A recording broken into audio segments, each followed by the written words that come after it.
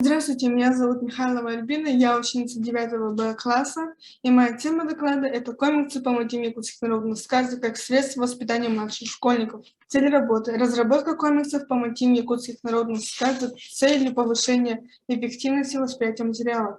Гипотеза – комиксы по мотивам якутских народных сказок будут эффективнее восприниматься младшими школьниками, в отличие от текстового варианта. Далее переведено 4 этапа. Этап первый – подготовительный. Народные сказки – это мощный инструмент для развития и для приобретения опыта. Константин Дмитриевич Ушинский, русский педагог и писатель, говорил то, что воспитание, созданное самим народом и основанное на народных началах, имеет ту воспитательную силу, в которых нет в самых лучших системах. На данном слайде показано, что комиксы практиковались еще в советское время художником Николая Радлова, рассказы в картинках, 1937 год.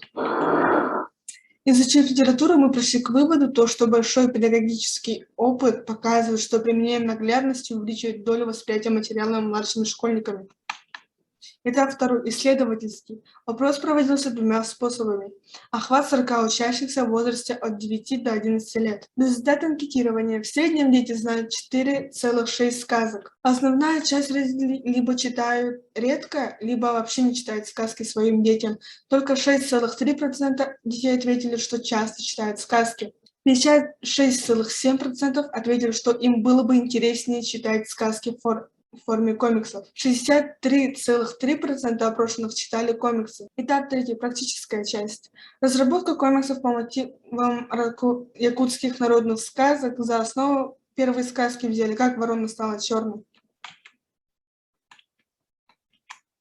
Эксперимент: в 2 классах мы раздали сказки в одном формате комиксов, а в другом книжный вариант.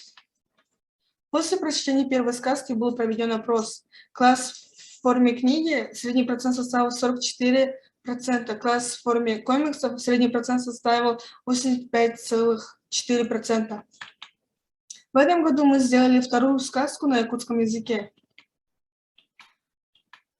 Результаты опроса сказки на якутском языке. Класс с книгой, средний процент составил 52,94%. Класс с комиксом, средний процент составил 85,3%. Заключительная часть. Исходя из результатов анкетирования, мы пришли к выводу, что якутские народные сказки постепенно забываются детьми. В среднем ребенок знает только 4-5 сказок. По наблюдениям и результатам анкетирования можно предположить, что сказки в форме комиксов вызывают интерес у детей младшего школьного возраста. Наша гипотеза подтверждена. Спасибо за внимание.